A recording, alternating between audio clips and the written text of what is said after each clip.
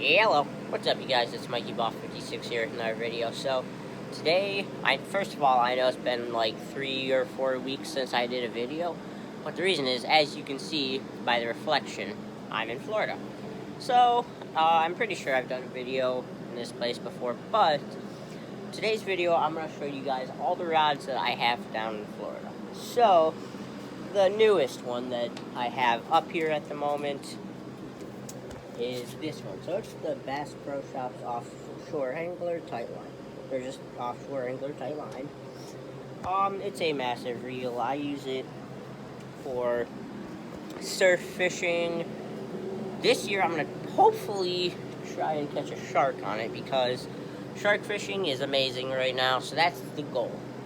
Now, on the topic of shark fishing and heavy rods, I have this rod, which is also, in fact, a shark rod. So, I'll go over those two first. But, on this Tightline rod, I have 50-pound braid.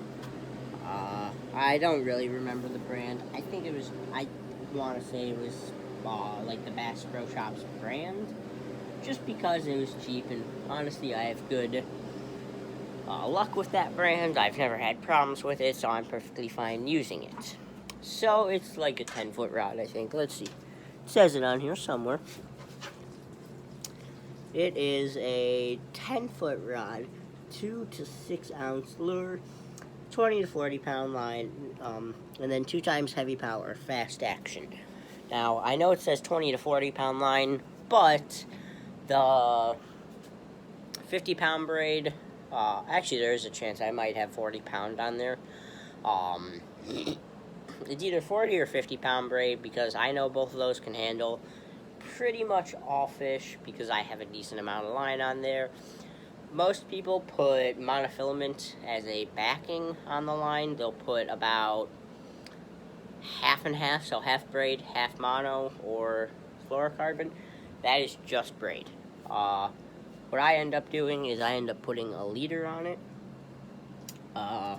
The rig I have on there is what I believe is a 1-ounce egg sinker with a just plain swivel, and I'm guessing probably 20-pound or 15 or 20-pound monofilament leader with a circle hook. I don't remember the size of that hook, but the reason that it's such a light leader and small hook is because I was surf fishing with it last, so I didn't need a shark setup. So, still on the topic of heavy rods and shark setups, I have this one. So, first of all, that is a spinning reel. This is what's considered to be a conventional reel. So, on this one, I have a rod sock on it, so I'm going to just try and sit you guys down because I forgot my camera thing. Take the rod sock off, but of course it's going to be a little jerk and make me look like an idiot, and I'm not going to be able to get it off, because why would I?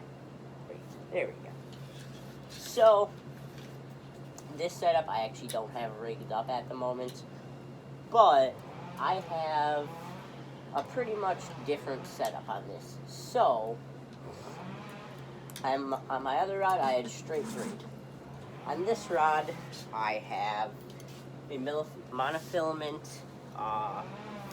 shock absorber, pretty much is what it's called, where monofilament doesn't break up against barnacles and docks as much as braid does, because braid, the tighter it gets, if something sharp hits it, it will break. Monofilament doesn't, because it's just single strand. Braid is not. It's many different strands combined to be really strong. Now, this is a Penn Mariner.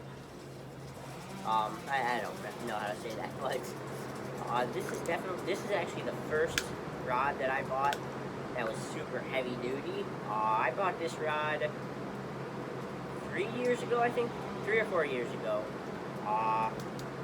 as a shark setup. Now, it's not as much of a shark setup as most people use, because most shark setups and heavy setups that are conventional reels actually have 2 speeds, but this one doesn't. Now, this one I like because it has a clicker, which pretty much will just click when a fish pulls the line. And if you're like me and you turn the clicker off on accident, you forget, and you get a nice big backlash. So on this rod, I have it as a monofilament shock absorber, and then it goes to so it's 200-pound shock leader to what I want to say, if I remember correctly, is 50 or 60-pound braid. So this setup, again, is specifically for sharks. Honestly, if I was snook fishing, I'd probably use this for snook as well, just because it's a heavy setup, and sometimes with snook, especially around like docks, you really need heavy setups because you're gonna need like big snook. You're gonna need a heavy setup because they will muscle their way into that dock and cut you off. So this setup I actually really like.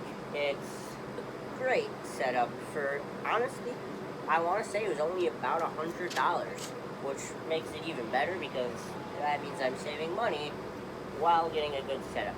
The first setup I showed you, the spinning reel, was $100 for the setup.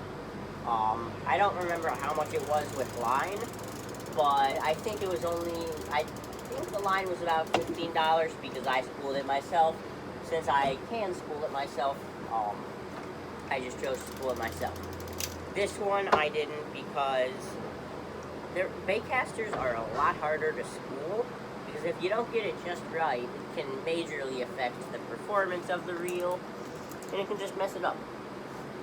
So, on to the last reel that I keep in Florida, that I have up here at the moment. So, it's this setup. Now, I don't remember what this setup is, but I really like it. It's a heavier setup. Again, if you'll notice a pattern. I like 50-pound braid because I like to catch big fish, but who doesn't? So on this one I have 50-pound braid with monofilament backing.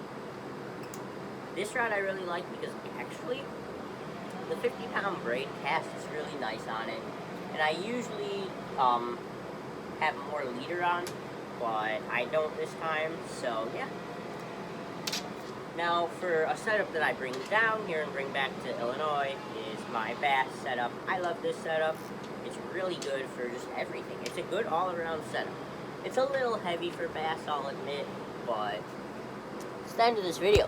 Hope you guys enjoyed it. Please like, comment, subscribe, share. This will be a part 1 and part 2. Have a nice day.